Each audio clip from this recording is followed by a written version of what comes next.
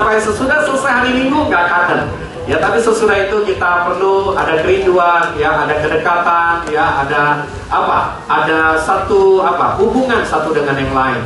Dan saya percaya sekali kesempatan pada siang ini, ya, kita semua sepanjang 1 bulan kita belajar dalam tema step up. Kita mau melangkah naik, kita mau berubah, dan kita mau melakukan pekerjaan-pekerjaan dan sempurna pada waktunya. Saudara, saya menemukan di dalam perjalanan hidup saya sendiri. Jadi hari ini saya mau berbagi dan saya mau menceritakan bagaimana perjalanan step up, perjalanan langkah demi langkah, proses untuk kita naik dalam hidup ini. Saya percaya Tuhan merancangkan kita untuk naik, bukan untuk turun. Tuhan merancangkan kita untuk mengalami dari satu kemuliaan kepada kemuliaan yang lain. Tuhan merencanakan kita dari satu rencana kesempurnaan kepada kesempurnaan yang lain. Sekalipun saudara sedang mengalami proses demi proses, tapi percayalah, Tuhan akan memimpin kita dari glory to glory. Tuhan akan memimpin kita dari satu rencana kesempurnaan kepada kesempurnaan yang lain. Kenapa saudara? Karena Tuhan punya rencana yang khusus buat hidup kita semua. Nah, hari ini saya mau mengajak saudara melihat bahwa setiap orang dalam kehidupan ini, kita berada di dalam yang saya sebut lembah penentuan. Yoel 3 pada ayat yang ke-14 memberikan sebuah gambaran kepada saudara dan saya bahwa kita semua sedang berada, dan dikatakan dari ayat ini, mari kita baca bersama-sama. Kalau kita sudah temukan, banyak orang, 1, 2, 3, banyak orang di lembah penentuan. Ya, sudah dekat hari Tuhan di lembah penentuan. Saya menemukan bahkan juga dalam perjalanan kita pada bulan Mei ini, sebelum kita memasuki pertengahan tahun dari 2014, kita semua berada di dalam valley of decision. Kita berada di dalam lembah penentuan dalam hidup kita. Dan saya percaya tahun ini kita harus menentukan menikah dengan siapa. Betul? Ada penentuan. Dan yang sudah menikah, kita harus menentukan berapa anak yang kita mau punya. Kalau sesudah punya anak lagi, kita harus menentukan kita mau sekolahkan dia ada di mana. Di waktu kita yang belum punya pasangan, kita sedang menentukan pilihan yang sudah Tuhan berikan buat hidup kita. Dan di waktu kita melakukan pekerjaan, kita sedang menentukan kantor, perusahaan, lingkungan mana yang kita harus tentukan. Termasuk juga kita sedang menentukan komunitas gereja di mana kita berada. Dan saya percaya sekali, setiap kita sedang berada di dalam penentuan demi penentuan. Ada amin, saudara? Ya, coba lihat wajah sebelahnya. Wajah yang ditentukan atau wajah sedang menentukan? Ya, kalau wajah ditentukan, pasrah. Tapi wajah yang menentukan, saya percaya Tuhan mau memimpin kita dari satu kemuliaan kepada kemuliaan yang lebih besar lagi. Dan sebab itu saya mau membagikan pengalaman saya. Sepanjang saya belajar 30 tahun saya sudah dalam Tuhan, dan bahkan saya lahir baru pada tahun 1984. Ya, jadi tepat sekarang sudah 30 tahun. Ya, jangan-jangan ada yang belum lahir waktu itu. Ya, tapi rata-rata mungkin sudah lahir. Ya, saya masih ingat sekali pertama kali saya menentukan hidup saya. Dari sebelumnya saya beragama dan saya berada di dalam tentunya kepercayaan saya sebelumnya, dan saya mengambil sebuah keputusan untuk mengikuti Yesus seumur hidup. Belajar mengambil keputusan pada tahun 1984, dan saya belajar dan melihat apa yang saya putuskan. Dan hari ini saya bisa melihat hasil. Saudara, keputusan kita hari ini menentukan masa depan dalam hidup kita. Keputusan kita menentukan apa yang kita akan peroleh dalam hidup ini. Dan saya ingin mengajak saudara semua, kita semua suka tidak suka harus dari satu keputusan kepada keputusan yang lain, dari satu penentuan kepada penentuan yang lain. Kita mau memilih hidup yang lebih baik. Kita mau memiliki kehidupan yang lebih saudara, di atas dalam kehidupan kita. Dan sebab itu saya menemukan dari pengalaman selama 30 tahun, ada 4 prinsip yang saya mau bagikan kepada kita semua. Step up adalah bagian di mana Tuhan mau merencanakan kepada kehidupan kita. Di waktu engkau mengambil keputusan apapun, yang pertama adalah punyailah cara pandang yang datangnya dari Tuhan. Saudara, bicara tentang cara pandang, ini adalah bicara tentang mindset atau perspektif kita melihat. Saya ingin mengajak saudara melihat di dalam firman Tuhan, Bilangan pasal yang ke-13. Dan kita akan menemukan ada kisah yang kita sudah temukan juga dalam waktu yang sudah cukup lama, yaitu bagaimana perjalanan 10 pengintai dan 2 pengintai. Sudah masih ingat ceritanya 10 pengintai dan 2 pengintai? Kita semua sudah tahu bahwa Musa mengutus siapa? Mengutus dari 12 suku. Ya, perhatikan baik-baik. Ini pelajaran gereja anak. Jangan-jangan saudara belum tahu ceritanya ini. Ya, cerita tentang 10 pengintai dengan 2 pengintai, 12 pengintai itu berasal dari mana? Satu suku kirim satu orang. Mirip kayak Hunger Games. Ya kan, saudara, mereka mengirim dari satu distrik, satu lokasi, dan mereka mengutus orang terbaik.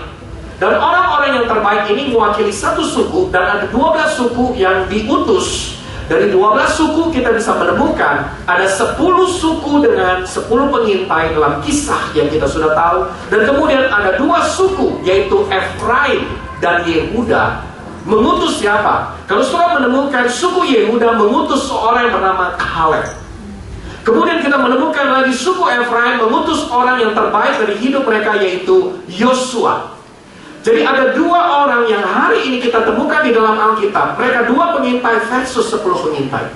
Dan hari ini saya mau ajak saudara melihat di dalam hasil pengintaian mereka. Saudara tahu Musa menyuruh mereka mengintai. Dan saudara perhatikan baik-baik di dalam Bilangan pasal yang ke-13. Kita akan menemukan di waktu mereka mengintai. Baca baik-baik nanti Bilangan 13. Orang yang mengintai itu harus apa? Bukan ada di lembah, tapi harus ada naik di pegunungan. Sebab itu saya mau ajak saudara semua, kalau saudara mau melihat dan mengambil sebuah keputusan, punyai kehidupan ada di gunung, bukan di lembah. Saudara harus ada di tempat yang lebih tinggi, bukan di tempat yang lebih rendah. Dan sebab itu saudara, hari ini saya mau ajak saudara melihat, di waktu mereka mengintai, apa yang Tuhan perintahkan buat Musa, mereka harus naik ke pegunungan, mereka harus mengamati di dalam kota tersebut, kota perjanjian, kota Kanaan itu, apakah kota itu kuat atau lemah, apakah jumlah penduduknya sedikit atau banyak. Ini bicara mapping. Saudara, di dalam mengambil keputusan kita harus punya mapping yang jelas. Dan dikatakan apakah kota itu baik dan buruk, apakah tanahnya gemuk atau kurus, kemudian apakah rumahnya terbuka, resort, atau berkubu, apartemen.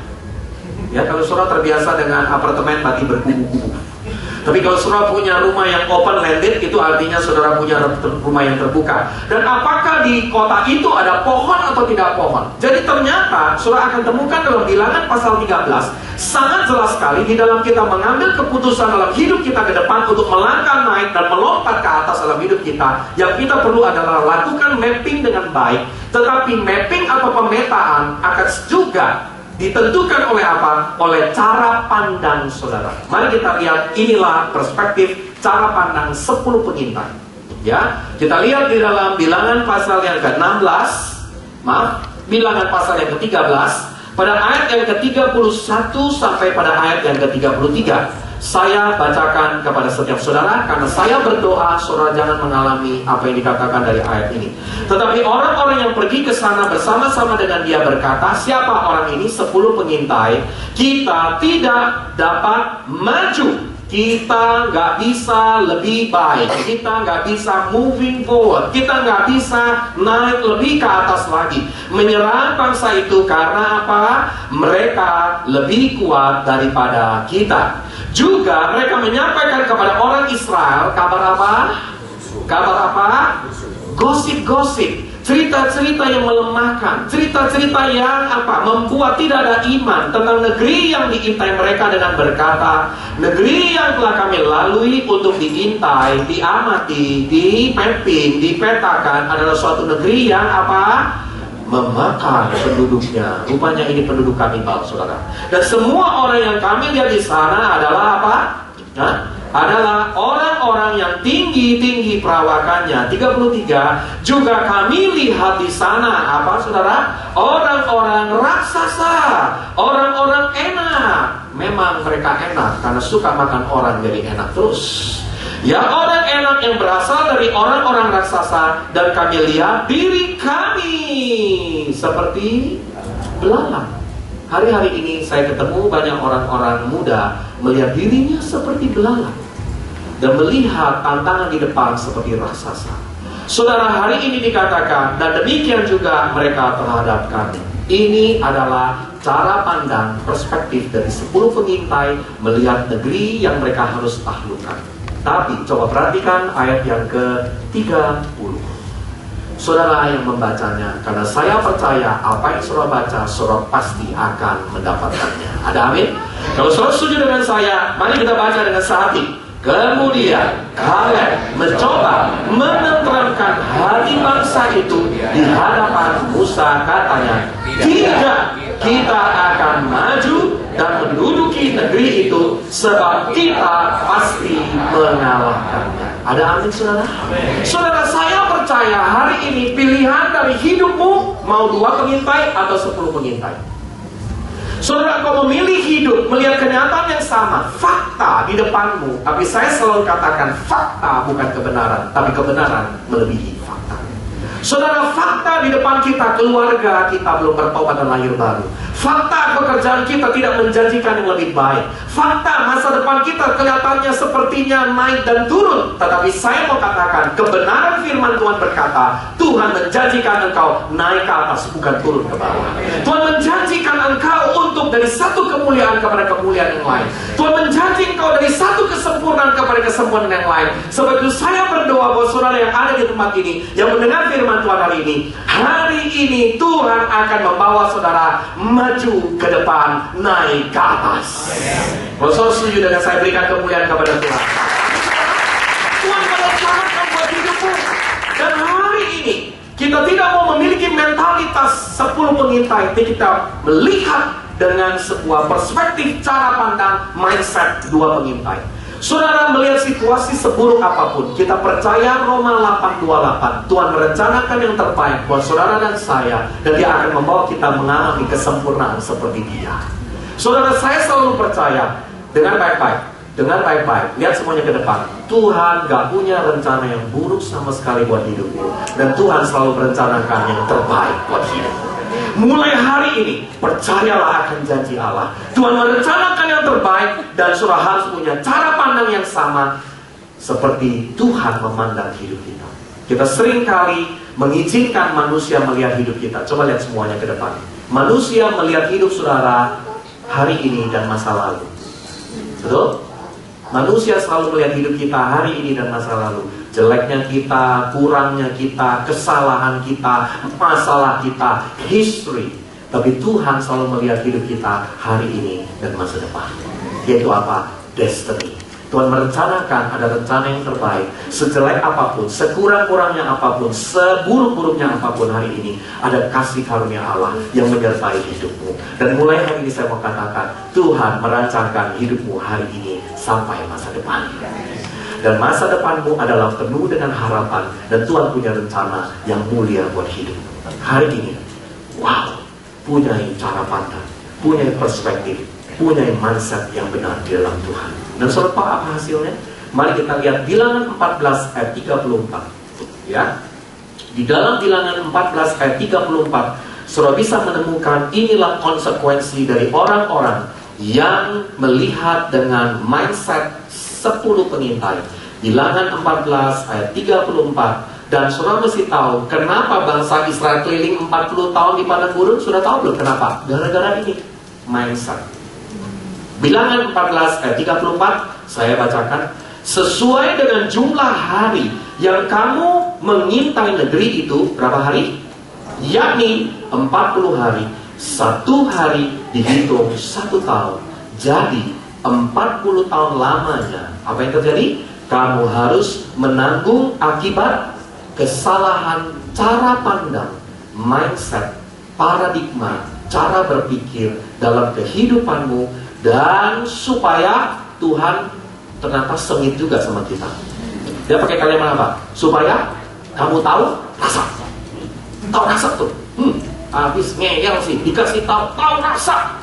Saudara, memang kalau bicara kalimat tahu rasa, kita kayaknya udah seneng banget. Tahu rasa loh. Makanya kamu jangan main-main dong, mesti sungguh-sungguh. Makanya Tuhan bilang, karena jika aku berbalik daripadamu. Tetapi pada ayat yang ke-38, coba kita lihat. Tetapi dikatakan apa? Yang tinggal hidup dari orang-orang yang telah pergi mengintai negeri itu hanyalah apa?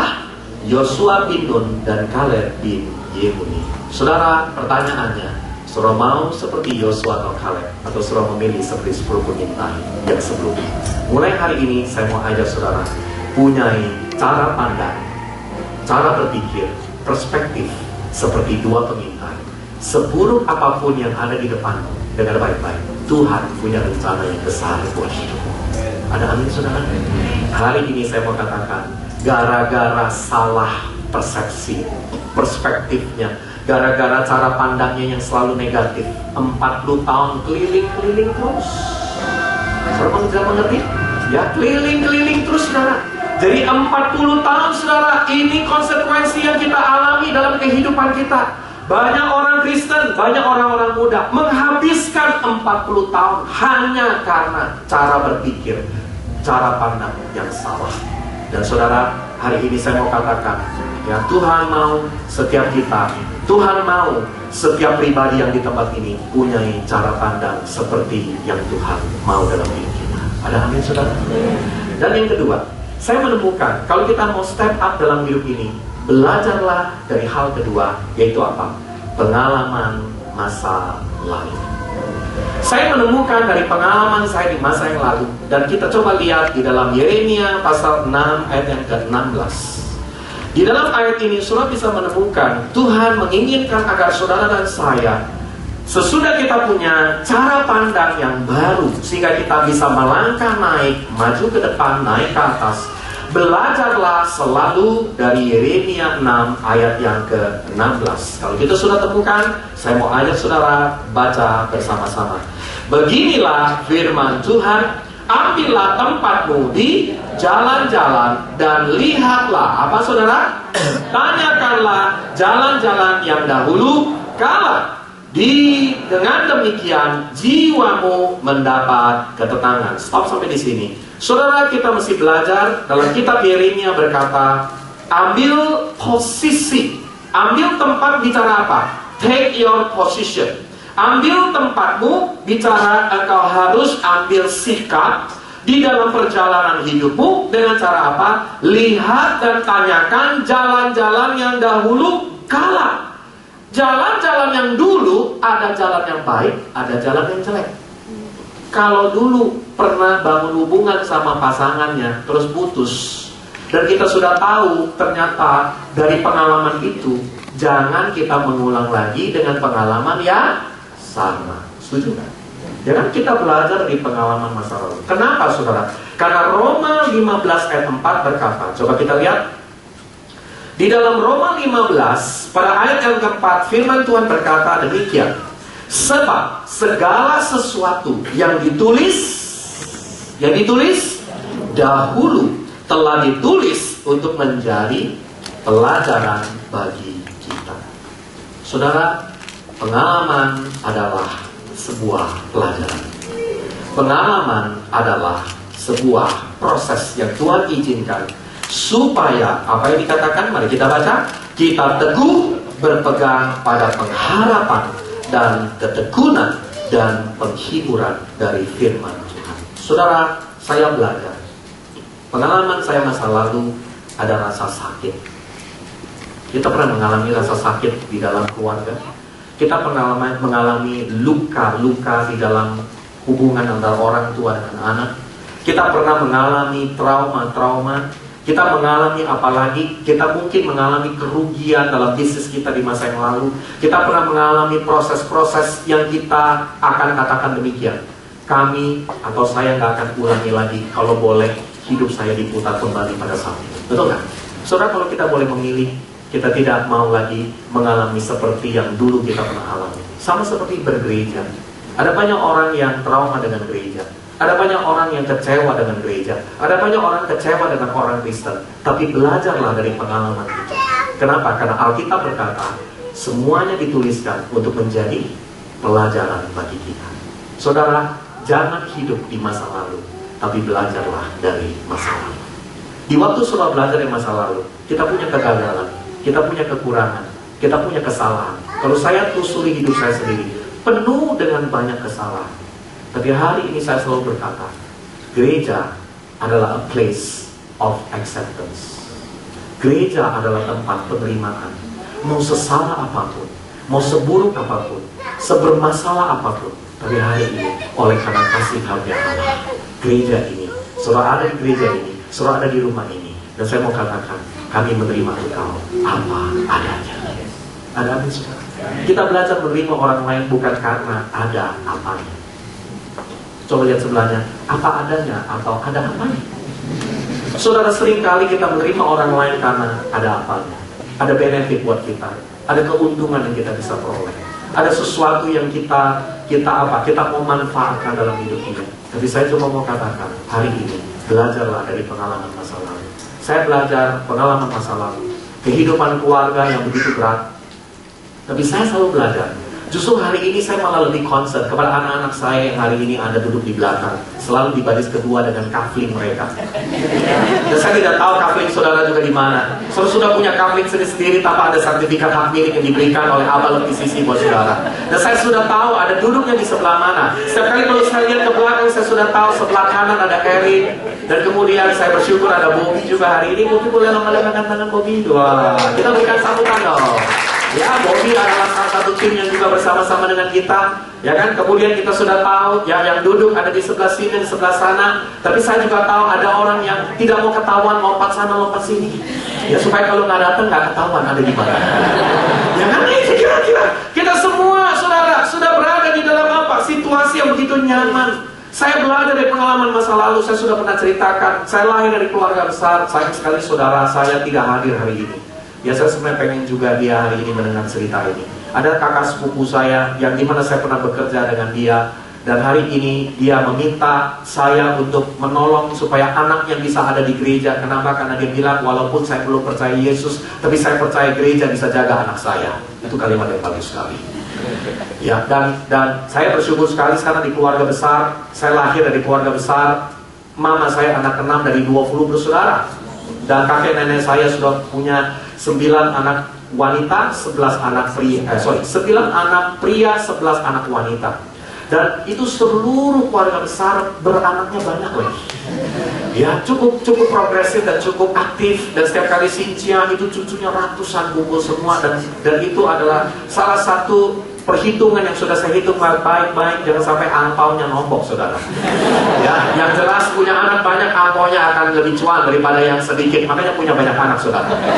Ya, dan saya belajar dari pengalaman di waktu mama saya. Ya, dia ditolak, dan kemudian karena dia dianggap pembawa ciong buat keluarga, dia diserahkan kepada kakek nenek yang lain. Dan dalam keluarga Medan sesuatu yang biasa sekali kalau kita punya 2 ayah dan 2 ibu. Dan kemudian untuk perbaikan nasib dan lain sebagainya. Dan saya masih ingat sekali betapa sulitnya pada waktu itu. Mama saya menjadi begitu dominan, tertolak, dia merasa sakit hati, dan kemudian dia mengalami gangguan juga, selalu curiga dengan orang, selalu tidak aman dengan orang lain. Dan kemudian papa saya dalam berbisnis selalu diganggu, saudara, maaf. Artinya dia selalu mau mendominasi, dia selalu tidak setuju kalau papa saya lakukan ini itu, dan akhirnya keluarga kami kolaps. Saudara tahu kalau keluarga, suami ngambil peranan, ayahnya ngambil peranan, saudara. Dan yang terjadi adalah yang mendominasi bukan orang yang pada tempatnya. Yang terjadi adalah terjadi disfungsi dan disorientasi, dan terjadi masalah dalam keluarga. Ujungnya pasti seperti itu. Kalau bukan masalah keuangan, pasti ujungnya adalah masalah kebahagiaan keluarga, persoalan pada anak, masalah yang begitu. Dan kemudian saya masih ingat sekali, saya mau sekolah waktu itu di SMA negeri. Saya sekolah SMA negeri, ya. Dan kemudian saya masih ingat sekali tahun 83, saya SMA angkatan 83. Wajah 2003 terus. Saya angkatan 83 SMA, saya nggak tahu saudara, SMA-nya ayo 9 tahun 90 kali ya, saya 83 loh. Waduh, saudara 4 tahun lagi join the 50 Club. Ya, tapi wajah selalu Wireless Club. Ya, dan saya masih ingat sekali pada waktu itu uang sekolah berapa? 5.000 rupiah, nggak bisa bayar tuh, kita utang kemana-mana. Dan saya belajar dari kegagalan. Saya merasa minder sekali, terendah diri, saya merasa nggak berharga. Dan setiap kali kalau dalam pertemuan keluarga besar, semua punya kelebihan dan kekuatan. Dan saya belajar dalam pengalaman saya masa lalu. Saya ada sakit hati, saya tertolak, saya ada perasaan tidak berharga. Dan persoalan terbesar adalah saya selalu merasa tidak berharga. Karena kurang kaya, kurang hebat, keluarga kurang dibandingkan keluarga lain. Tapi saya bersyukur, Saya tidak mau hidup di masa yang lalu, dalam kebangkrutan, dalam masalah, dalam kemiskinan pada waktu itu. Tapi saya belajar hari ini, Tuhan, saya bersyukur. Kalau hari ini saya punya pengalaman seperti itu, hari ini saya bersyukur. Kalau saya bisa melayani Tuhan hari ini, saya bisa pergi kemana-mana oleh karena anugerah Tuhan. Ya, kita bisa lakukan banyak hal oleh karena Tuhan yang menyediakan semua. Dia Jehovah Jireh, Dia provider, Dia yang memberi buat hidup dalam kehidupan saya. Saudara, saya mau katakan hari ini, jangan anti dengan masalah, jangan takut dengan hidup yang negatif, dalam kondisi yang negatif, situasi apapun, tapi belajar punya cara pandang yang benar dan belajar dari pengalaman masa lalu itu. Dan saya hari ini belajar. Bahkan saya sedikit concern, anak saya sudah gak punya pengalaman itu. Saya sedang berpikir menciptakan pengalaman yang agak berat buat mereka. Dan hari ini biar mereka mendengarnya, saudara. Saudara, itu salah satu tantangan yang saya sudah hadapi di mana-mana. Betul, saudara? Kita nggak punya yang namanya value of suffering.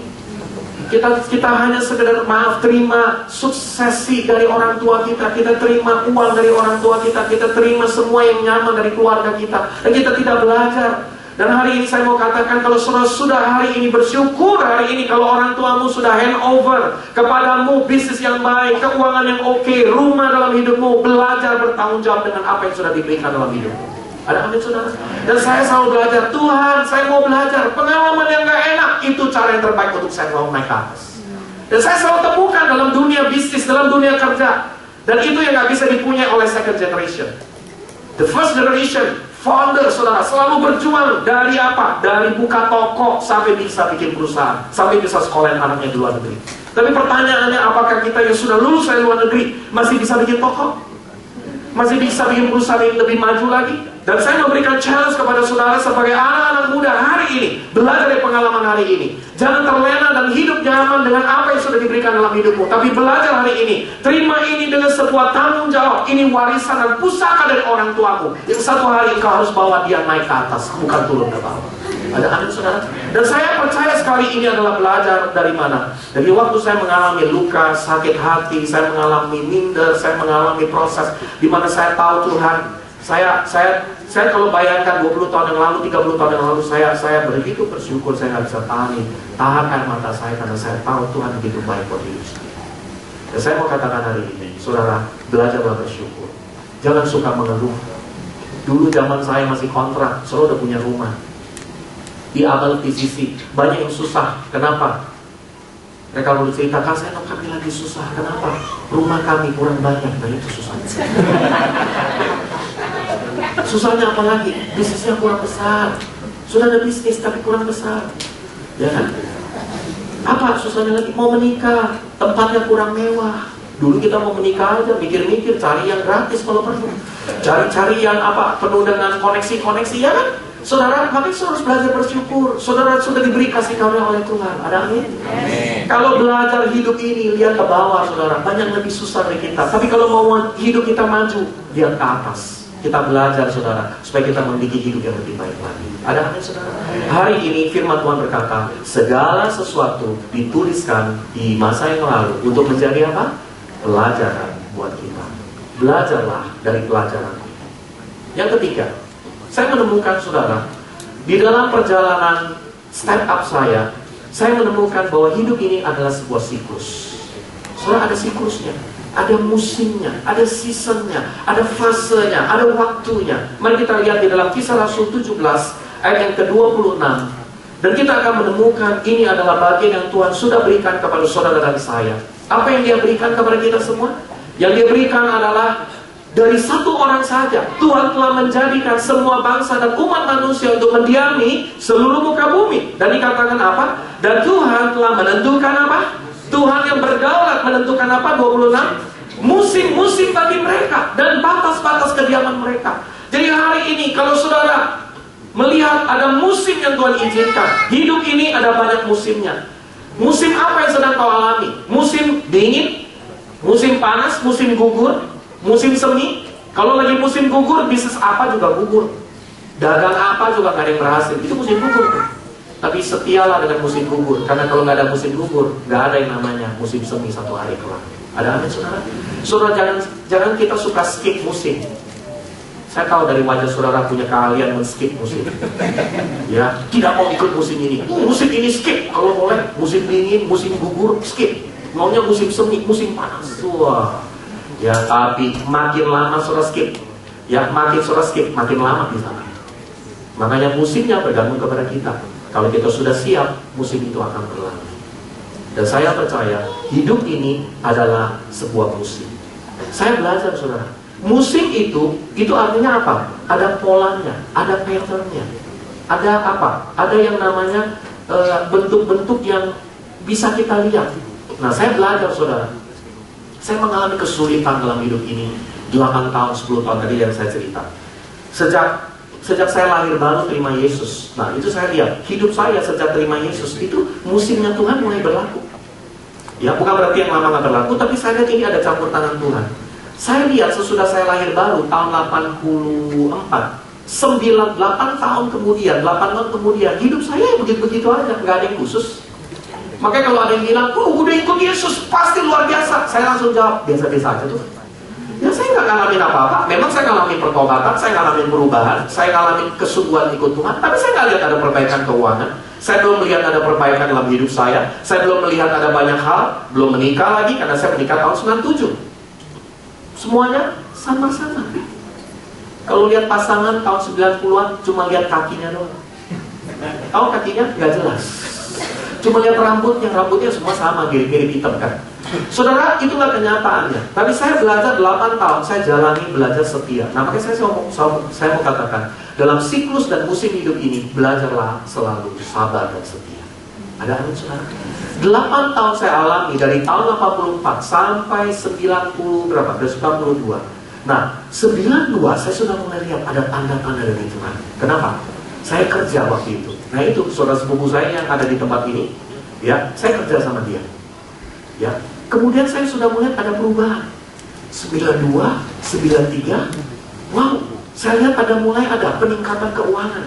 Saya sudah mulai lihat ada apa? Tanda-tanda pelayanan semakin luar biasa. Saya melihat ada apa lagi? Ini namanya apa? Apa yang saya tabur, saya tuai. Makanya saya selalu percaya, musim sulit itu adalah musim menabur. Tapi musim kejayaan adalah musim kita menuai. Tapi jangan lupa, jangan terlena dengan musim menuai terus sampai lupa menabur lagi. Belajar menabur lagi. Dan di waktu saya belajar menuai, tahun 92, saya sudah mulai tanda dari Tuhan. Saya punya musim itu setiap 8 tahun. Pasti ada sesuatu yang baru, Dan waktu itu saya masih ingat sekali kita melayani di dalam pelayanan mahasiswa. Ada Helen waktu itu, ada Kak Surdi juga waktu itu, ada Hendy waktu itu, ada banyak pemimpin yang hari ini di tempat ini. Dan kemudian saya lihat ada perubahan yang begitu luar biasa. Pelayanan mahasiswa kita menjadi 1000 orang lebih. 800 sampai 1000, begitu bagus. Hari itu di Jakarta itu jadi ikon saudara. Kalau orang bicara tentang Abalo Speed Plaza, udah pasti anak mudanya banyak banget. Dan kemudian sesudah itu tahun berapa? 94, 95 saya kemudian shifting lagi. Nah itu saya punya shifting saudara. Shifting dalam musim yang baru, akhirnya saya merintis pelayanan di Jakarta Barat, di Greenfield. Ya kemudian kita mulai start dari sana, mulai dari sekitar berapa puluh orang, 80 orang atau berapa ratus orang. Dan kemudian tahun 98 saya bersyukur, makanya saya selalu berdoa banyak krisis, Tuhan bagus banget. Kenapa? Jemaat waktu itu masih 500, saya ingat sekali tahun 97. Krisis 98, banyak kerusuhan, jemaat langsung nambah 1000 orang. Memang kerusuhan membuat orang cari Tuhan. Ya, ada masa sulit membuat orang sungguh-sungguh, ya kan, mau ikut Tuhan. Memang bagus saudara, memang model kita kadang-kadang diizinkan kesulitan supaya cari Tuhan, ya kan.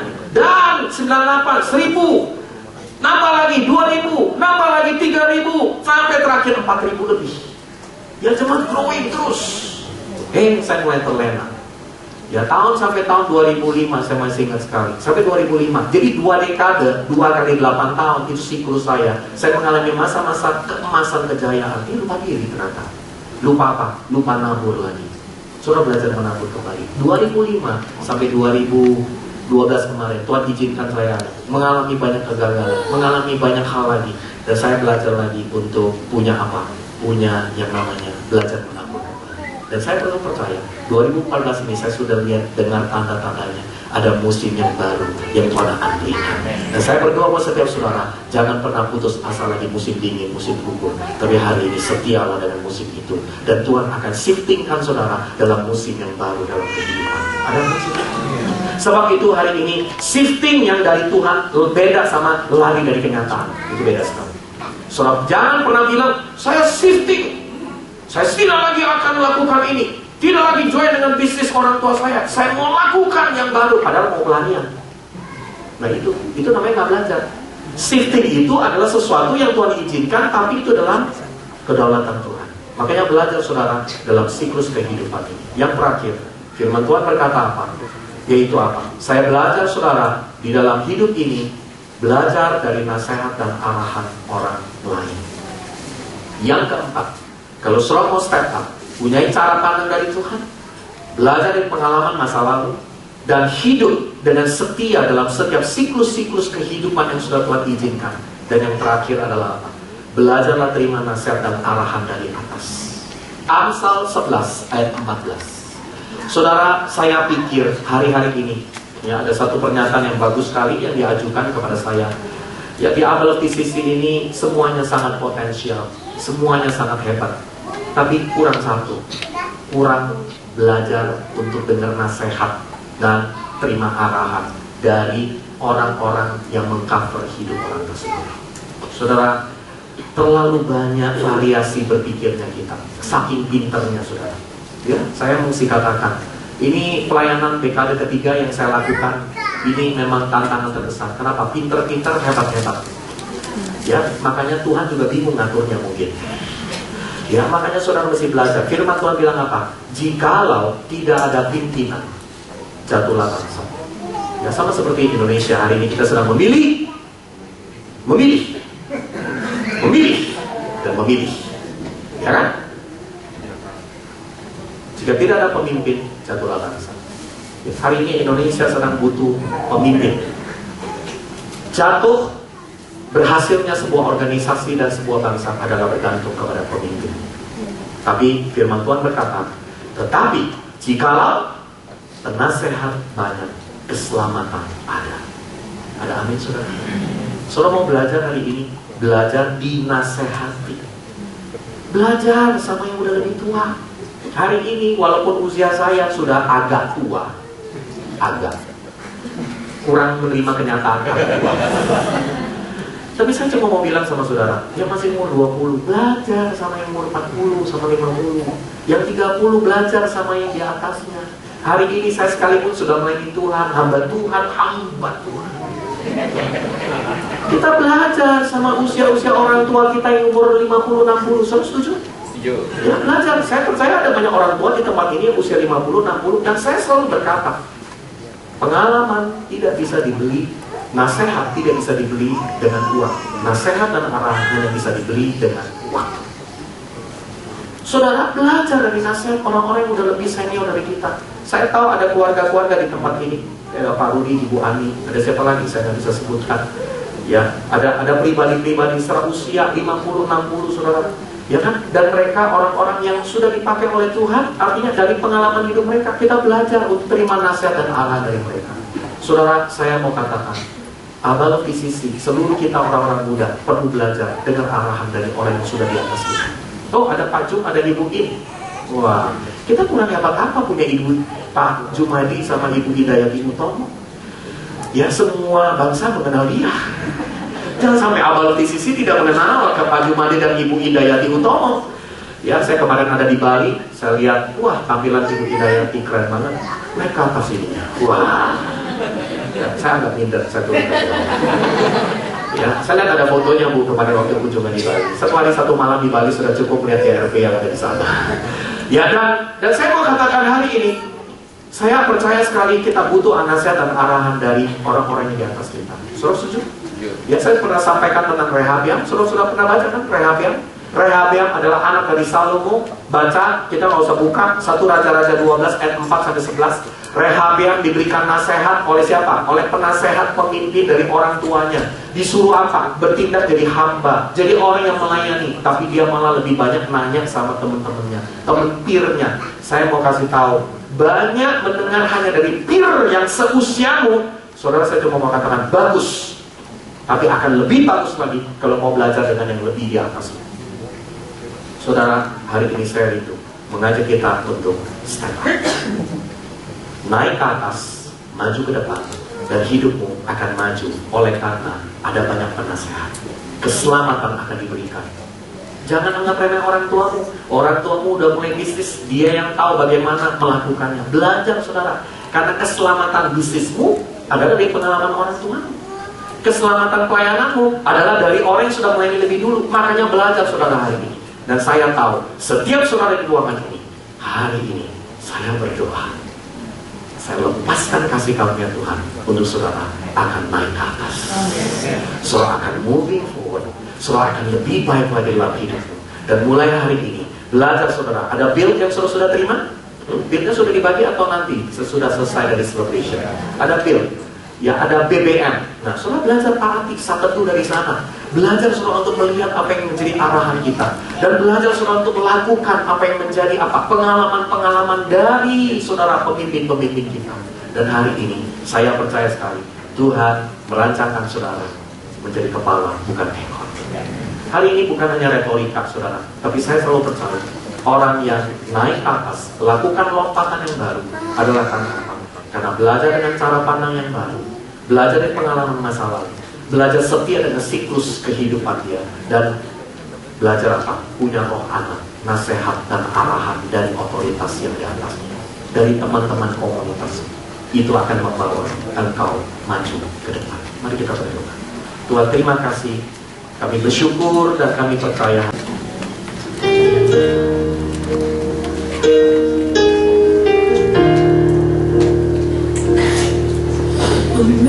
Amazing grace, how sweet the sound that saved a wretch like me. I once was lost, but now I'm found. Was blind, but now I see. 'Twas grace that taught my heart to fear, and grace my fears relieves. How precious did that grace appear the hour I first believed. My chains are gone, I'm been set free. My God, my Savior has ransomed me, and like a flood, His mercy reigns. Unending love, amazing grace, amazing grace.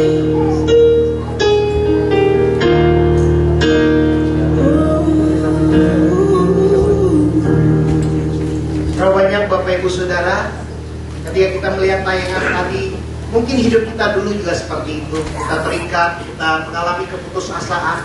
Tetapi firman Tuhan berkata, karena kasih karunia kita diselamatkan oleh iman untuk melakukan pekerjaan baik yang Tuhan telah siapkan sebelumnya, dan Tuhan mau kita hidup di dalam.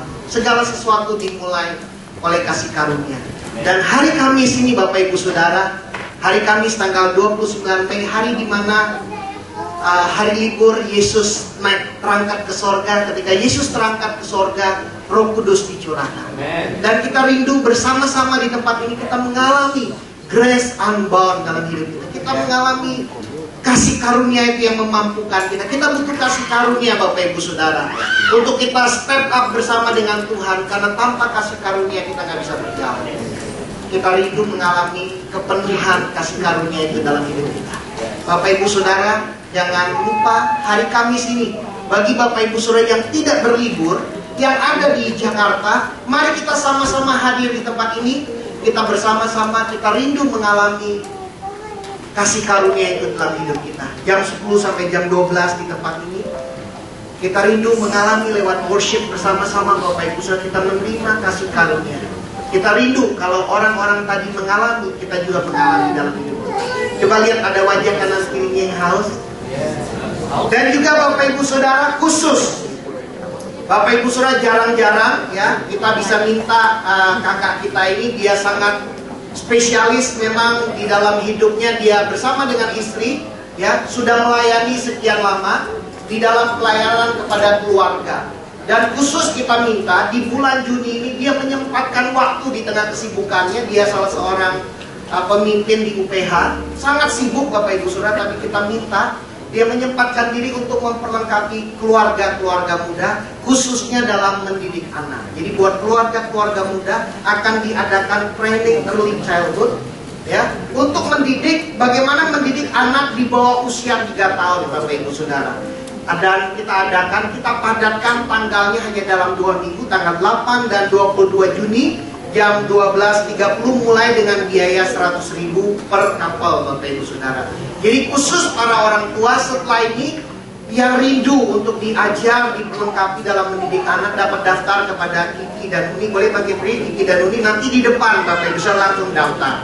Dan juga akan kita adakan ya, buat para ya, kita menuai begitu banyak anak-anak yang baru dilahirkan di dalam kerajaan Allah ya, akan ada child dedication tanggal 29 Juni ya 2014 ya, minggu terakhir di bulan Juni. Nah, bagi para orang tua yang akan melakukan child dedication, diminta juga untuk mengikuti training, sekalian juga diperlengkapi di dalam training early childhood ini, juga dapat mendaftarkan diri kepada Kiki dan Uni setelah celebration hari ini Bapak Ibu Saudara. Dan juga satu momen kita bersama Bapak Ibu Saudara, tanggal 10 Juni ya 2014 di minggu kedua hari Selasa, kita akan mengadakan sepakat bersama di dalam doa worship bersama. Akan ada 200 sampai 300 orang akan berdoa bersama-sama di dalam doa bersama, one prayer, high explosion. Saya percaya ketika kita sepakat bersama berdoa, ada sesuatu ledakan yang terjadi. Nah Bapak Ibu Saudara, kita akan berdoa bersama di Greenfield Maisonette lantai 4 jam 19.30. Coba lihat kanan kirinya, mari kita terlibat dalam doa ini ya. Doa bersama ya. Simfoni kita ditiadakan khusus bulan Juni, kita gabung bersama-sama. Dan juga Bapak Ibu Saudara, tema kita di bulan Juni, kalau kita di bulan Mei sudah step up, di bulan Juni kita mau live hidup kita exercise ya. Kita perlu ya terus membangun kehidupan kita, melatih diri kita untuk kita membangun hidup kita agar kita bisa mencapai kesempurnaan itu. Dan Bapak Ibu Saudara, mari kita bangkit berdiri ya. Kita menyiapkan yang sudah menyiapkan